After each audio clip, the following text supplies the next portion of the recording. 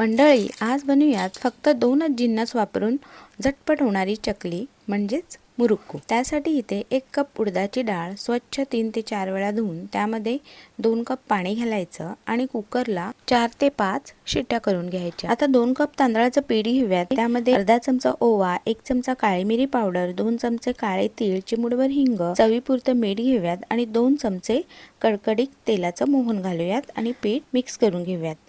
आता जी शिजलेली उडदाची डाळ आहे ती छान अशी मऊसूत होईपर्यंत घोटून घेऊयात आणि आता ही डाळ थोडी थोडी करून पिठामध्ये घालून पीठ व्यवस्थित मळून घेऊयात। जर गरज लागली तरच छोटे 1-2 चमचे वरून पाणी घालायचं।